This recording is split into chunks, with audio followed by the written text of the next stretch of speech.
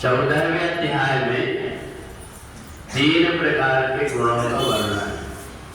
रजोरागात्मकं विद्धि तृष्णा संग संभवम तन्निवदनाति कौन्तेय कर्म संगेन देहि।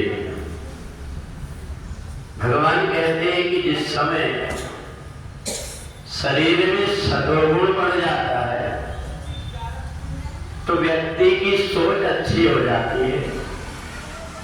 वह व्यक्ति संसार की जितनी भी वस्तुएं वो सब उसको प्राप्त हो जाए, परंतु उसको प्रसन्नता नहीं होती जब तक परमात्मा के साथ उसका नाता न जुड़ जाए। सतोगुणी व्यक्ति का ये स्वभाव होता है। वो कितना भी धन संपत्ति हो जाए, परंतु थोड़ी देर बैठ करके वो परमात्मा के चिंतन में जब तक अपने आप को नहीं लगाता तब तक व्यक्ति की आत्मा में शांति नहीं मिलती। दूसरा व्यक्ति होता है रजोगुणी।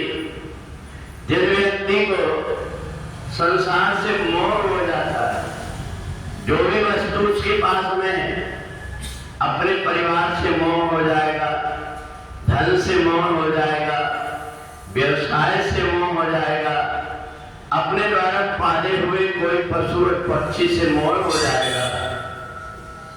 इस प्रकार का व्यक्ति जब शरीर छूटता है उसका तो बड़ा तड़पता है, परेशान होता है, क्योंकि उसका मोह संसार से बना हुआ है। वो इस बात को भूल गया कि एक दिन मेरे को संसार से जाना पड़ेगा, ये धर्मशाला, परंतु वो ये न समझ करके इसमें जकड़ जाता है।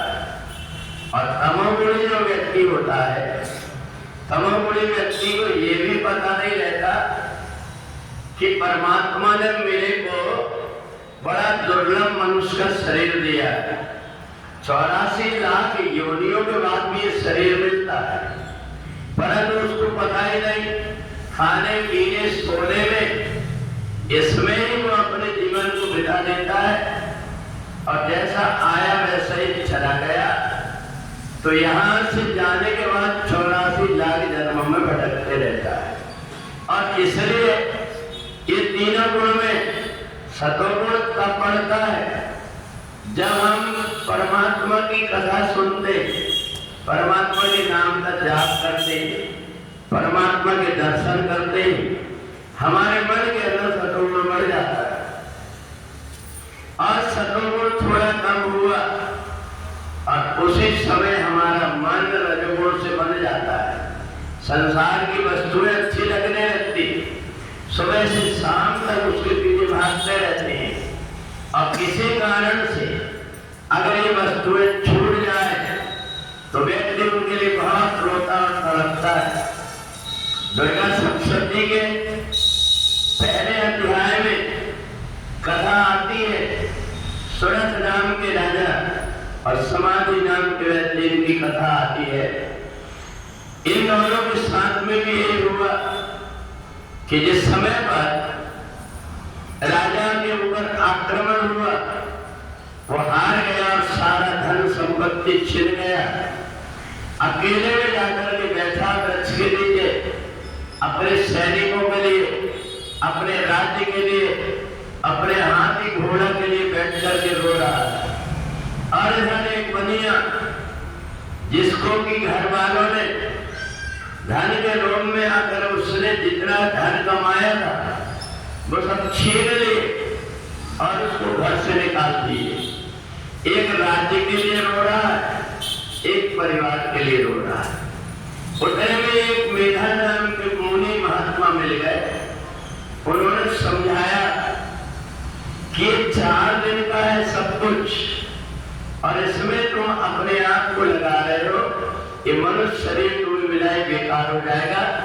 इसलिए एक काम करो, जो नवरात्रि आ रही है, इस नवरात्रि में भगवती जगदम्बा के चरणों में बैठ करके दुम दुर्गाय नमः या ऐं ह्रीं क्लीं कामदविच्चये नमः, ये नवान मंत्र से कोई भी मंत्र का जाप करो। अगर ये नहीं आता तो जय माता जी, जय माता जी, जय माता जी जी का नाम जप करो, तुम्हारी बुद्धि पवित्र हो जाएगी और तुम्हारे घर वालों के प्रति जो प्रेम और आसक्ति ये समाप्त हो जाएगा। दोनों ने जब 9 दिन तक भगवती जगदम्बा की आराधना किया तो उनको लगा कि सचमुच में संसार में परमात्मा के अतिरिक्त और कोई निस्वार्थ भाव से प्रेम नहीं करता, इसलिए मनुष्य शरीर इसलिए मिला हुआ है कि यहाँ आकर के हम परमात्मा से जुड़ जाएं और परमात्मा से यदि हम जुड़ गए तो हमारा ये जीवन प्रकाश हो जाता है। उनमें भी जितने भगवान है वो पूर्ण वर्ग है, उनमें आदिशक्ति भगवती जगदम्बा है जो अपने बेटे पर बड़ी करुणा करती, बड़ी दया करती है। जो आदिशक्ति भगवती जगदम्बा का नवरात्रि में ध्यान कर लेता है, पूजन कर लेता है, दर्शन कर लेता है, उनकी कथा तो सुन लेता है, फिर उनका आवागमन का बंधन नहीं होता। वो जहां भी जाकर के जन्म लेता है ना उसको धन की कमी आती है, ना तो ऐसा परिवार मिलता है जिसमें कि सबका अलग अलग मन होता है। ऐसे परिवार में जाकर के जन्म लेता है जहाँ सबके अंदर सुमति रहती है। तो इसलिए वर्ष में 2 बार समय आता है, हम 1 साल तक आदिशक्ति भगवती जगदम्बा का जो पूजन नहीं कर सकते, ध्यान मंत्र नहीं जप सकते, नवरात्रि में जैसी हमारी श्रद्धा उसके अनुरूप भगवती जगदम्बा की आराधना करते हैं तो माता की कृपा से सब प्रकार के दुख दारिद्र मिल जाते हैं। गोविंद वृंदावन बिहारी लाल की